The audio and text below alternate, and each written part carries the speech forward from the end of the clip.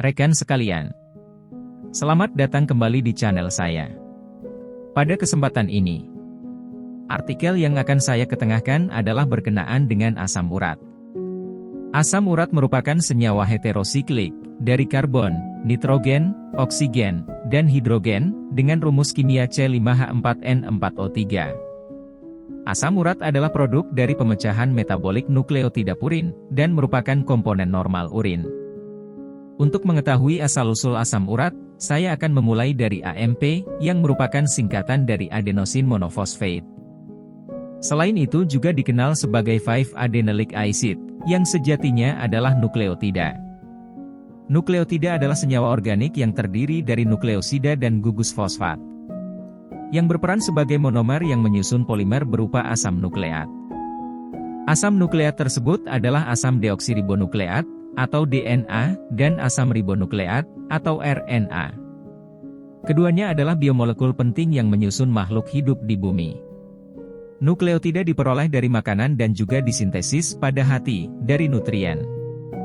Ada 4 jenis nukleobasa pada DNA, yaitu guanin, adenin, cytosine, dan thymine. Sedangkan pada RNA, nukleobasa yang digunakan adalah uresil. Selain itu, nukleotida berperan penting dalam metabolisme di tingkat dasar dan seluler, serta terdapat dalam beberapa bentuk. Pertama, nukleotida yang mengandung energi kimia dalam bentuk nukleotida trifosfate, yaitu adenosine triphosphate atau ATP.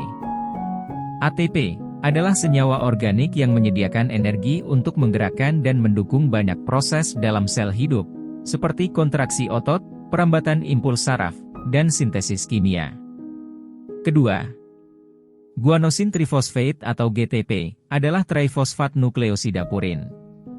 Ini adalah salah satu blok bangunan yang diperlukan untuk sintesis RNA selama proses transkripsi.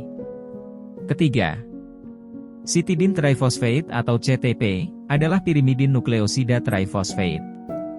CTP, seperti ATP, terdiri dari gula ribos dan 3 gugus fosfat. Perbedaan utama antara kedua molekul tersebut adalah basa yang digunakan, yang dalam CTP adalah cytosine. Dan terakhir adalah uridine 5-triphosphate atau UTP, adalah pirimidin nukleosida trifosfat, yang terdiri dari basa organik urasil yang berikatan dengan karbon pertama gula ribos, dan diesterifikasi dengan asam trifosfate pada posisi 5. Peran utamanya adalah sebagai substrat untuk sintesis RNA selama transkripsi.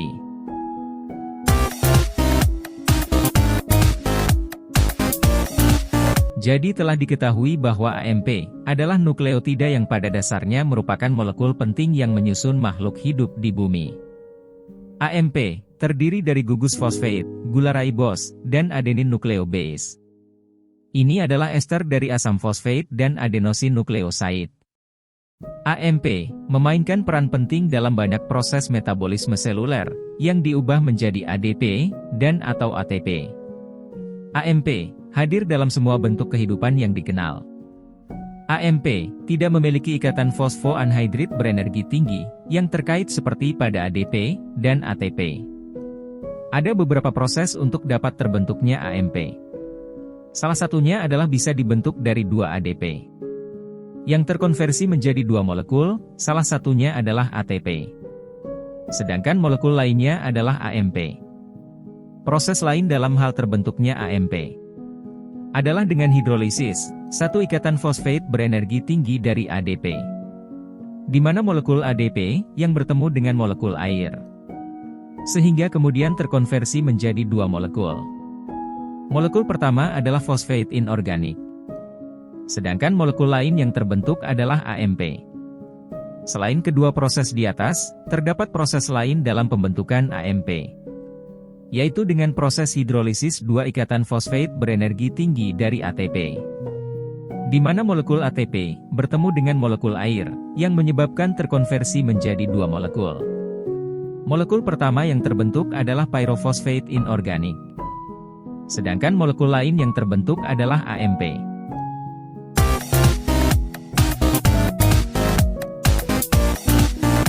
AMP merupakan salah satu molekul yang pada prosesnya akan membentuk uric acid atau asam urat melalui tahapan katabolisme nukleotida purin. AMP berubah menjadi adenosin ketika bertemu dengan air yang mendorong terlepasnya fosfat organik. Dan proses pada tahap ini dibantu oleh enzim 5-nucleosidase. Adenosin kemudian dirubah menjadi inosin ketika bertemu dengan air yang memaksa terlepasnya NH4+. Proses ini dibantu oleh enzim adenosine deaminase.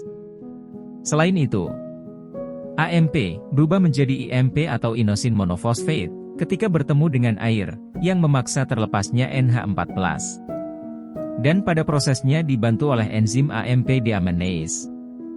IMP pada akhirnya pun dirubah menjadi inosin ketika bertemu dengan air yang mendorong terlepasnya fosfat organik. Dan pada prosesnya juga dibantu oleh enzim 5-nucleosidase. Inosin kemudian akan dirubah menjadi hypokentin. Hal tersebut disebabkan oleh kehadiran enzim purine nucleotide phosphoryl sehingga mendorong lepasnya fosfat inorganik. Di samping itu pada proses perubahan ini, gugus ribose 1-fosfat terlepas. Hypokentin lalu dikonversi menjadi siantin dengan bantuan enzim siantin oksidase disertai kehadiran oksigen dan air. Hal ini menyebabkan terlepasnya hidrogen peroksida. Siantin akhirnya dirubah menjadi uric acid atau asam urat yang juga dibantu oleh enzim siantin oksidase dan juga disertai kehadiran oksigen dan air. Serta pada proses perubahan ini, hidrogen peroksida juga terlepas. Biasanya, sebagian besar pembuangan asam urat setiap hari terjadi melalui ginjal. Manusia tidak dapat mengoksidasi asam urat menjadi senyawa alantoan yang lebih mudah larut karena kekurangan enzim uricase. Enzim uricase dapat memetabolisme asam urat menjadi 5-hydroxysurate yang sangat larut dengan air, yang selanjutnya terdegradasi menjadi allantoic acid dan amoniak, yang mudah diekskresikan oleh ginjal.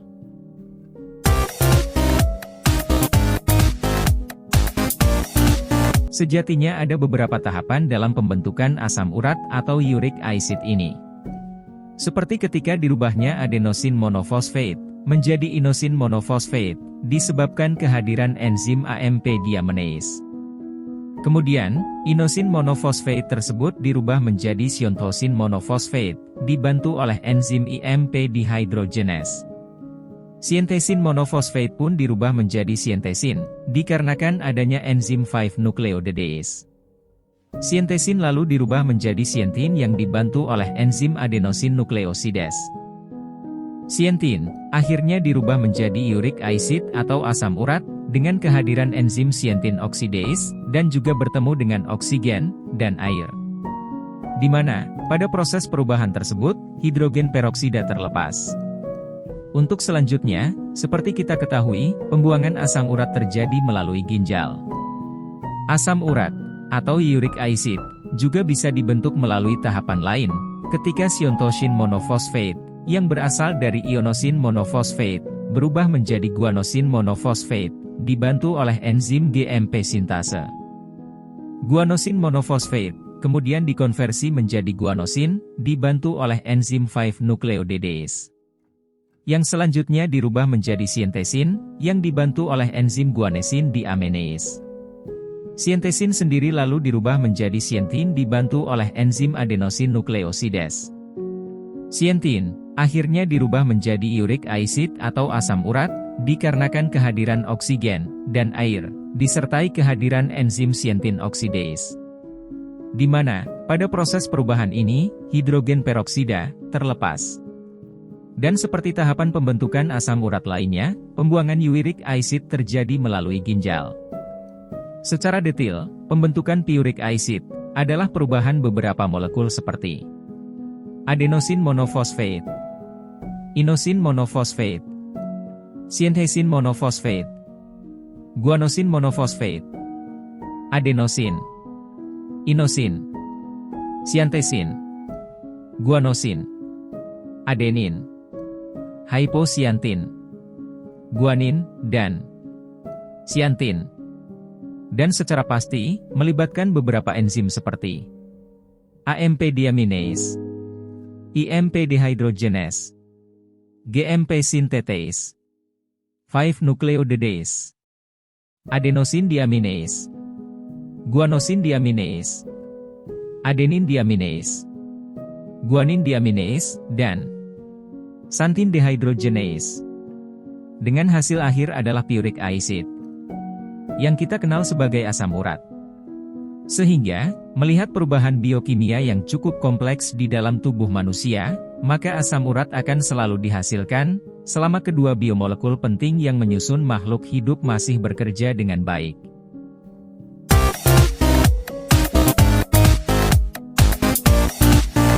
Dari pemaparan sebelumnya, maka metabolisme pembentukan asam urat ternyata cukup rumit, dan melibatkan banyak komponen. Dan berkaitan dengan kompleksitas metabolisme pembentukan asam urat tersebut, maka timbul pertanyaan, bagaimana kelebihan asam urat bisa terjadi? Seperti telah diketahui, pembentukan asam urat atau uric acid, dimulai dari ATP, ADP, AMP, adenosin dan inosin, melalui piurin metabolisme menghasilkan hypoxantin, yang selanjutnya dirubah menjadi siantin, dibantu dengan pengambilan atom hidrogen oleh NAD, disertai keterlibatan enzim XDH. Pada tahap perubahan ini, oksigen hadir, dan menyebabkan terbentuknya hidrogen peroksida, disertai keterlibatan enzim XO. Siantin kemudian dirubah menjadi asam urat atau uric acid, dengan proses yang hampir mirip, yang dibantu dengan pengambilan atom hidrogen oleh NAD, disertai keterlibatan enzim XDH, juga kehadiran oksigen yang menyebabkan terbentuknya hidrogen peroksida, juga dibantu enzim XO dan uric acid.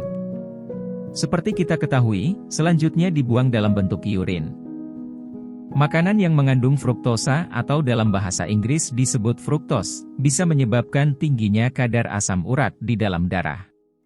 Fruktosa akan mengambil fosfat, sehingga mengurangi pembentukan ATP, namun pada akhirnya tetap saja meningkatkan kadar inosin, sehingga pada ujungnya membuat kadar asam urat pada darah menjadi tinggi. Selain itu, inosin juga menaikkan kadar piurin, yang kemudian meningkatkan kadar hypoxantin, juga siantin. Dan pada akhirnya juga membuat kadar asam urat pada darah menjadi tinggi. Fruktosa juga mempengaruhi URAT1 dan G-liter-utenain, sehingga bersaing dengan asam urat untuk sekresi atau pembuangan di dalam ginjal. Hal ini menyebabkan pembuangan asam urat terganggu, dan membuatnya kembali ke dalam aliran darah. Untuk informasi, Urate Transporter 1, atau disingkat URAT1 dan G-liter-utenain yang merupakan singkatan dari Glucose Transporter 9. Adalah protein yang berperan penting dalam proses ekskresi asam urat pada manusia. Makanan dan minuman yang mengandung piurin tinggi, dapat meningkatkan kadar asam urat dalam darah. Tingginya piurin akan serta-merta meningkatkan kadar ATP, ADP, AMP, adenosin, inosin, dan kemudian akan menaikkan kadar hypoxantin, serta siantin. Piurin juga dapat meningkatkan kadar GTP, GDP, GMP, yang akan membuat kadar siantin meningkat.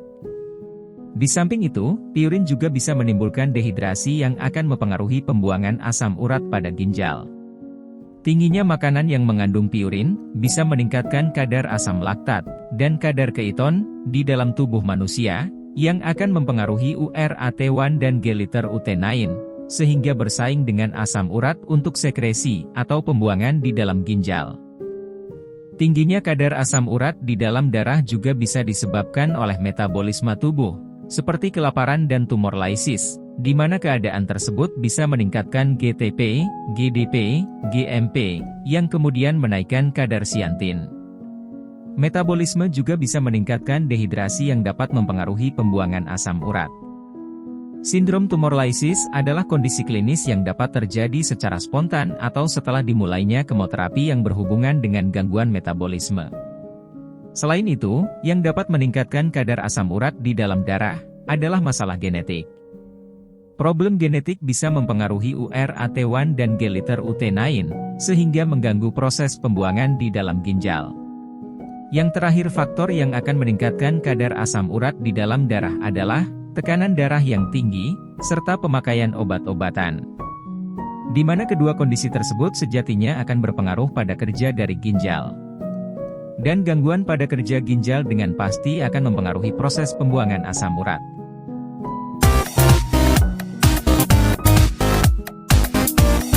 Jadi, telah kita sama-sama ketahui penyebab meningkatnya kadar asam urat pada tubuh manusia. Ada faktor-faktor yang berasal dari makanan yang kita konsumsi. Untuk itu, berikut informasi kadar fruktosa dan purin dalam miligram pada beberapa jenis makanan yang kita kenal di setiap 100 gram sajian. Untuk kandungan fruktosa atau gula buah. Apel 7,6 mg.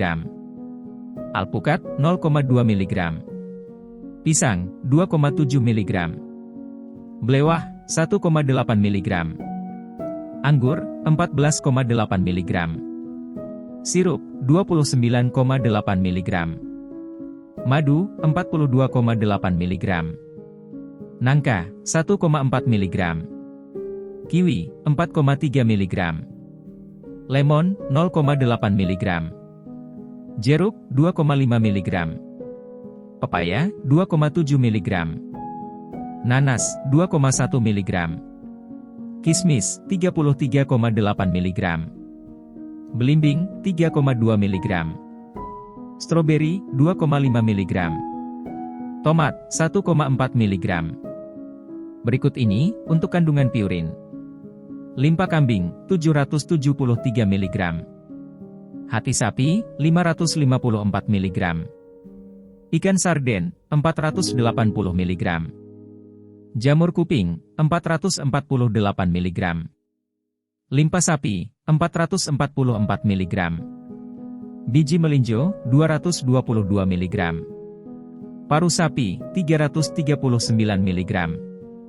Bayam atau kangkung, 290 mg. Ginjal sapi, 269 mg. Jantung sapi, 256 mg.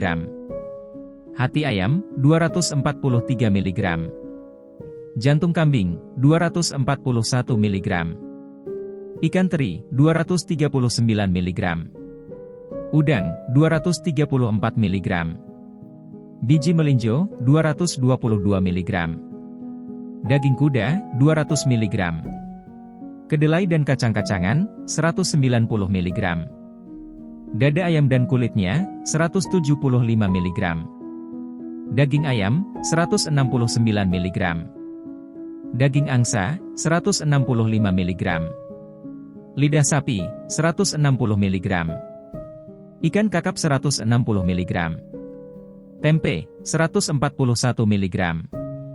Daging bebek, 138 mg.